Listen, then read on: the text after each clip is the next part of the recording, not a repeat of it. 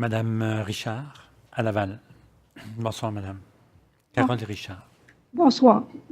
Moi, ce que je voudrais vous dire, c'est le pipeline passe en dessous de plusieurs rivières.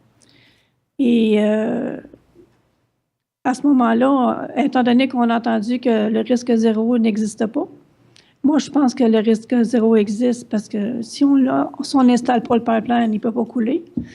Donc, étant donné que le risque zéro n'existe pas, on ne se demande pas quand, mais où est-ce qu'il va couler. Et ma question est la suivante. Ce que je voudrais savoir, c'est est-ce qu'on peut éviter un autre écoulement de pipeline comme c'était à Kalamazoo. Kalamazoo?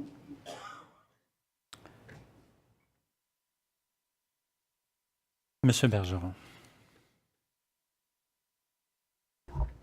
Monsieur le Président, je crois qu'on a présenté à la Commission plusieurs éléments qui démontrent, encore une fois, tous les efforts et toutes les précautions qui peuvent être prises pour minimiser les risques. Je reviens un peu à mon point de tout à l'heure. Comme société, il faut décider comment on gère nos risques de façon globale. Alors, il y a une admission que M. Bergeron a répétée à plusieurs reprises, que le risque zéro n'existait pas dans le cadre du pipeline. Je voudrais avoir l'avis de Mme Brisson. Bien sûr, s'il n'y a pas de pipeline, il ne peut pas avoir de risque avec le pipeline, mais dans la vie de tous les jours, est-ce qu'on peut prétendre légitimement à ce qu'il n'y a aucun risque? Est-ce que le risque, quand on vit, est-ce que le risque zéro existe quand on vit? Non, le risque zéro n'existe pas, pour répondre directement à votre question. Par contre, il y a des risques qu'on accepte volontairement et il y a des risques qu'on subit, et c'est là une grande différence dans notre tolérance à la probabilité.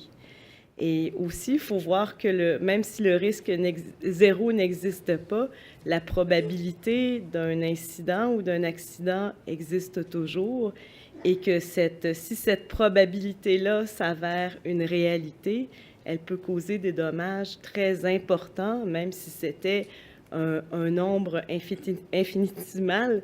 Si cette réalité-là, si cette probabilité-là devient réalité, il va y avoir une réalité d'impact, un ensemble d'impacts qui peut être très grand malgré un très petit nombre. Ça, vous avez tout à fait raison. Ça a été largement démontré au cours des séances. Madame?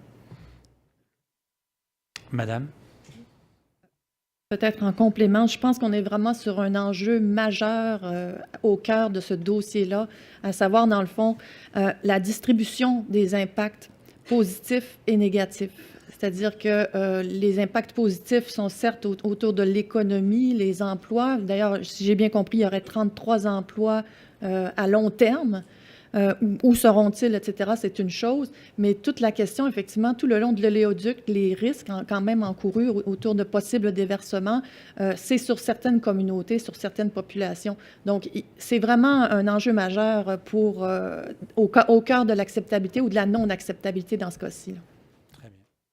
Merci. Merci, Mme Richard.